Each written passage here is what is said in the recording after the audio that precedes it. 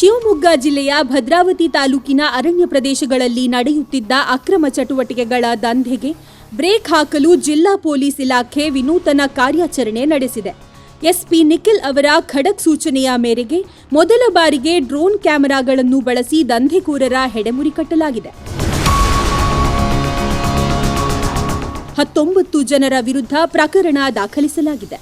ಭದ್ರಾವತಿ ತಾಲೂಕಿನಲ್ಲಿ ಅಕ್ರಮ ಚಟುವಟಿಕೆಗಳ ವಿರುದ್ಧ ಕೂಗು ಕೇಳಿಬರುತ್ತಿದ್ದು, ಪೊಲೀಸರ ವಿರುದ್ಧವೇ ಇಂತಹ ದಂಧೆಗಳಿಗೆ ಪ್ರೋತ್ಸಾಹ ದೊರೆಯುತ್ತಿದೆ ಎಂಬ ಆರೋಪಗಳು ಕೇಳಿಬಂದಿದ್ದವು. ಹಾಗಾಗಿ ದಾಳಿ ನಡೆಯುವುದಿಲ್ಲ ಎಂಬ ಅಸಮಾಧಾನ ಮತ್ತು ಆರೋಪಗಳು ಸಾರ್ವಜನಿಕರ ವಲಯಗಳಲ್ಲಿ ಕೇಳಿಬರುತ್ತಿದ್ದವು. ರಾಗಿಗುಡ್ಡದಲ್ಲಿ ಅಕ್ರಮ ಚಟುವಟಿಕೆಗಳ ವಿರುದ್ಧ ಕ್ರಮ ಜರುಗಿಸಲು ಡ್ರೋನ್ ಹಾರಿಸಲಾಗಿತ್ತು.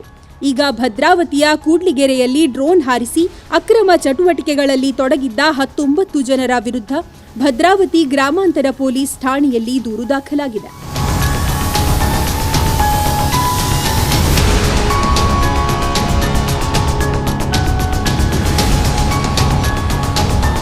ಇದೇ ವೇಳೆ ಮಲ್ಲಾಪುರ, ಕಲ್ಲಿಹಾಳ್ ಮತ್ತು ತಟ್ಟೆಹಳ್ಳಿ ಭಾಗಗಳಲ್ಲಿ ಹಗಲು ರಾತ್ರಿ ನಡೆಯುವ ತೂರಬಿಲ್ಲೆ ಜೂಜಾಟದ ಬಗ್ಗೆಯೂ ವ್ಯಾಪಕ ದೂರುಗಳು ಕೇಳಿಬಂದಿವೆ.